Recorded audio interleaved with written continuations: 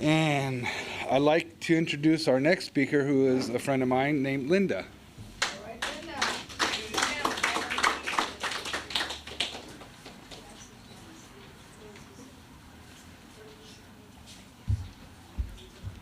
Hi, I'm Linda, alcoholic. Hi, Linda. Okay. Happy New Year's Eve to everybody, and welcome. Let's see. I guess I'm one of the typical. I grew up in an alcoholic home. My dad came home every day drunk, and there was 5 of us kids, and we watched him come home, and he would most every night take out the drinking and the anger and whatever else on my mother. And whenever we tried to step in and stop it, we also got it. So, you know, I learned pretty much early on to not say anything, you know, like I had no voice.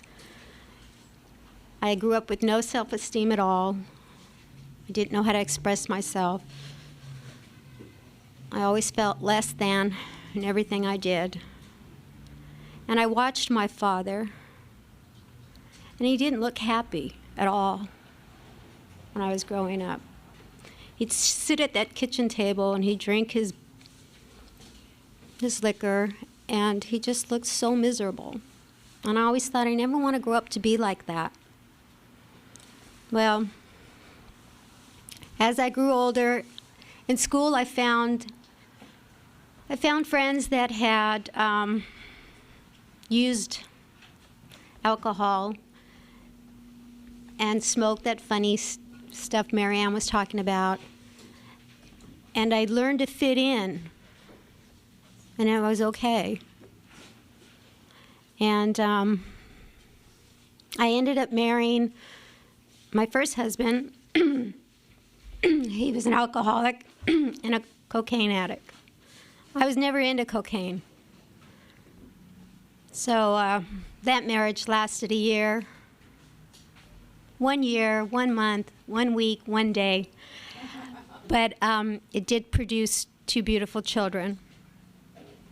My second husband ended up also an alcoholic and a cocaine addict, and he was on TV in a high-speed chase.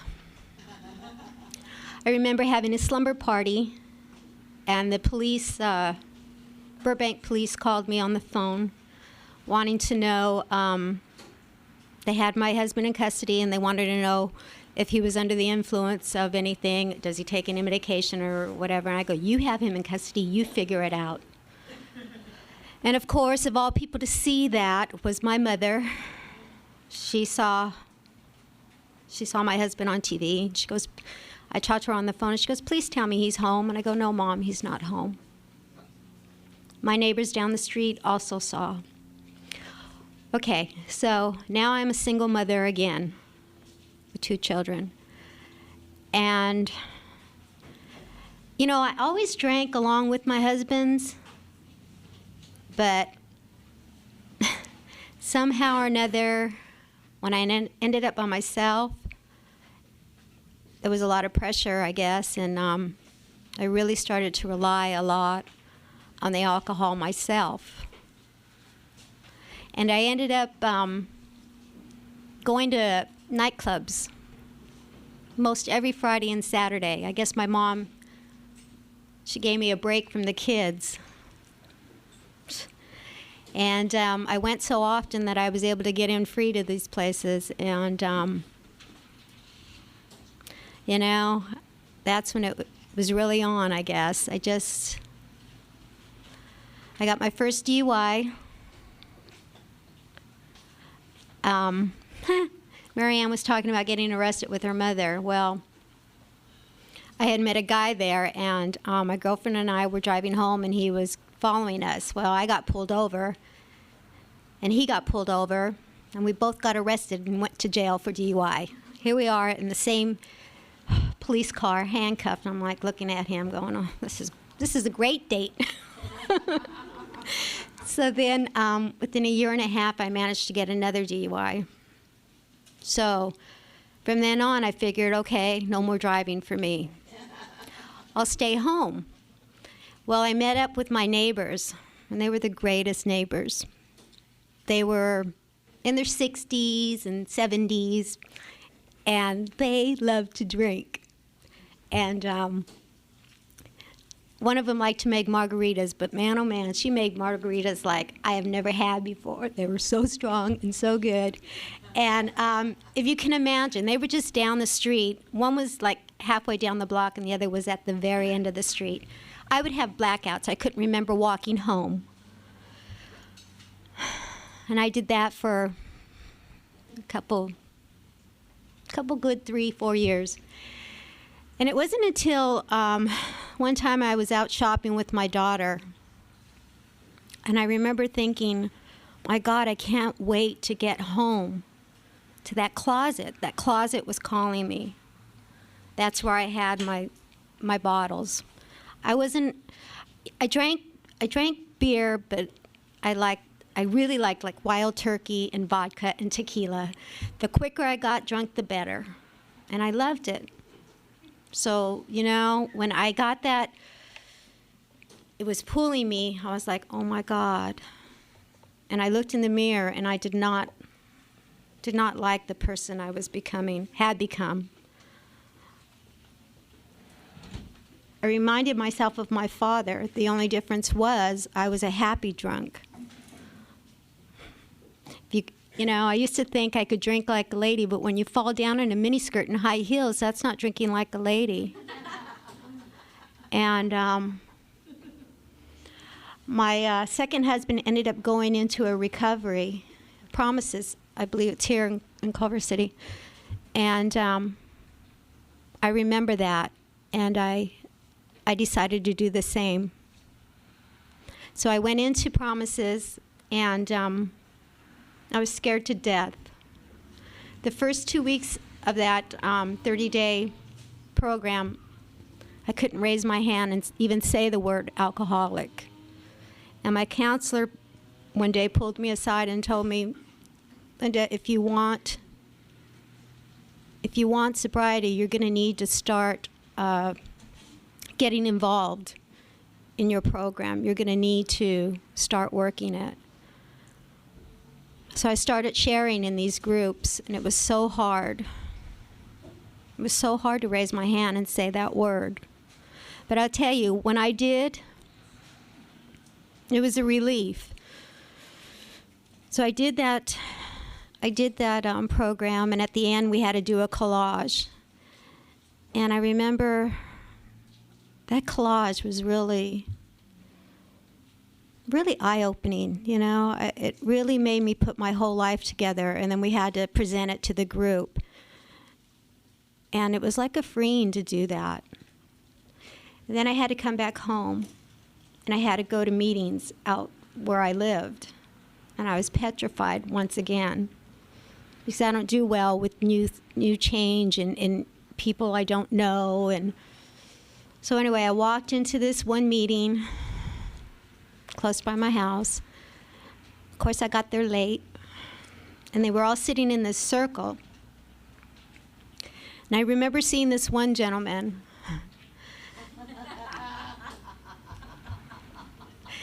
And I just remember thinking, oh my God, he's so handsome. And I couldn't look at him. So of course I went way in the back, and I picked a chair that was all by itself. So I'm not sure if it was at the break or a little bit into the meeting. He turns to me and says, "It's okay if you join the circle." And that was really nice. I was welcomed. Well, this man became a very important part of my sobriety. He would give me advice, and I also met a lot of other people in that meeting. One of the things I learned in coming to Alcoholics Anonymous was the foundation that we get. And I was lucky enough to fall into a meeting with such wonderful people. Wonderful people. God blessed me. And I got a great foundation. And I remember another gentleman in that meeting, well, one of the meetings. See, I didn't have very much self-esteem and all that, like I told you, and I sure didn't love myself in any of that. And this gentleman told me, let us love you until you can love yourself. And see, all of these words were like things I'd never heard. You know, it's like I missed all this growing up somehow, you know. All I ever saw was violence in my house. I mean, there was a point where we had no furniture in our living room because my dad busted all the furniture. We had lounge chairs in our house for furniture for a year. You try explaining that to your friends when they come over and they go, that's your furniture? I'm like, doesn't everybody have this kind of furniture? But see, this is what I grew up with, and it stayed with me. So when these people tried to show me love, and it was really hard. It was hard for me to accept it. But thank God I was willing. You know, I know I didn't like drinking anymore, and I didn't like the person I had become. And Alcoholics Anonymous and the Fellowship of Alcoholics Anonymous has really shown me a wonderful way of life. Well, I'm also a juiceberry, and I love these guys so much. We used to have, in the summertime, meetings on the beach. Well, this same gentleman that first brought me into the circle proposed to me in front of all of my juiceberries. Today, he's my husband.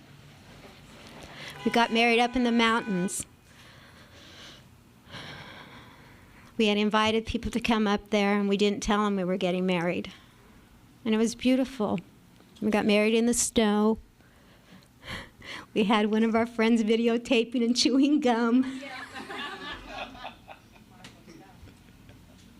And it's just a wonderful, wonderful memory. And see, today, I have memories, things that I can remember. And I'm a mother to my children today. I discipline them. They don't like it. But I'm there for them. And they don't have to see me sick and puking in my bed or hungover. You know, if I want to lay around on a Sunday, it's because I want a day off. It's not because I'm hungover. You know, I sent my son to live with his father because he wasn't, he didn't think living in my household was what he thought, you know. He wanted to hang out with his friends, and I thought he was going down the wrong path. So I let him go live with his father in Colorado. Well, his father is still an alcoholic, full-blown. And my son got to see exactly what living with an alcoholic really is like. Because he never got to see that, really. I mean, I was his mother, but my father really affected me. And he's back home with me now. And I opened my arms to him. I love my kids. We have all three of our kids with us now. Daniel's daughter just came to live with us too. And you know, it's really, it's beautiful to have all of our kids with us in a sober household. That we have this beautiful house that we can all live under the same roof, sober and happy. And God has just blessed us. I have 7 years, and I recently just took on a sponsee. Because, you know, me in here says I'm not ready, I'm not good enough, yet my friends tell me I am, so I'm trying. And she's just the most precious little thing, and I just hope and pray that I can be as good a sponsor to her as my sponsor has been to me. I tell you, my sponsor, she's just a blessing from God. She really is. There's times when I need her that the phone will just ring, and there she is. And she'll hear in my voice what's wrong, and I'll say nothing. And she'll go, tell me something's wrong. And she just knows me. She just blows me away. I don't understand that. But you know, Alcoholics Anonymous, God, to have this program, I can't even really begin to tell you. But I get to live a new life today. I really do. I don't have to drink and drive. I don't have to have blackouts.